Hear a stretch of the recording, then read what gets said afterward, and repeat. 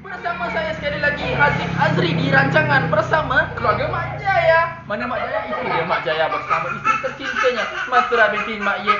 Dan kini kita berada di lot 2892 Batu 15 Supaya Jarak Silik. Di sini kita dapat lihat pelbagai aktiviti dijalankan, di antaranya adalah mandi-mandian di kolam yang dikongsi bersama-sama. Juga disertakan juga kuih lempeng tebal. Apa nama dia? Apam goreng. Apam goreng bersama sambal tumis. Jadi kemudian hanya berada di sini bagi ramai-ramai orang kampung untuk datang ke rumah Mak Jaya di sini, beralamat di lot 2892 Supaya Jarak Silik. Check it out.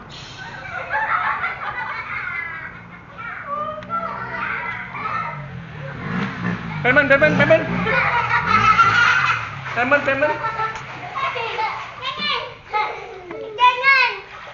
Tengok santai-santai.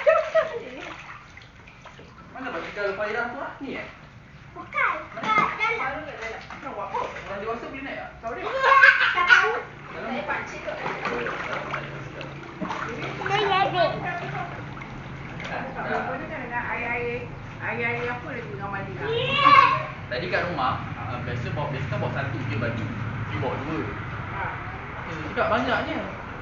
Tak tahu kenapa bawa dua. Dalam nasib baik. Tidak tahu. Ya, Nek. Cepat, masih cepat. Cepat. Buat cantik buat tadi. Cakap. Cakap bersama keluarga. Cepat.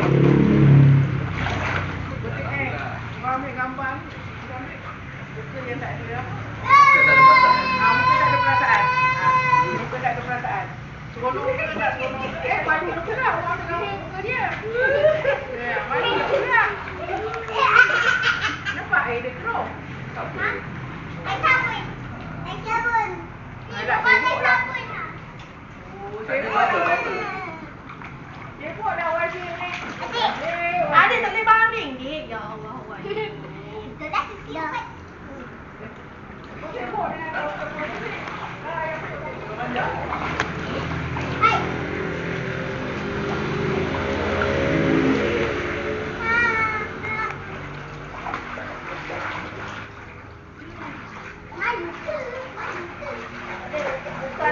Muka saya mahal. Saja tak mahal pun. Benar. Masih gadis. Ha? Masih gadis. Abang lah. Abang- Gadis bongsu. Abang Lut lah. Luar je. Senyum. Abang Lut lah. Hai. Muka sama. Inara.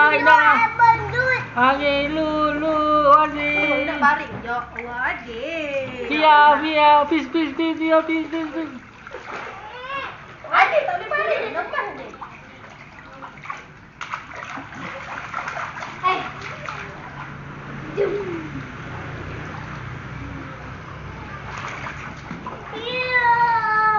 Dah, time up. Dah, balik jom. Bye. Jom balik. Mana? Inara ye. Adik. Adik. Abang Lut. Abang Lut. Abang Lut.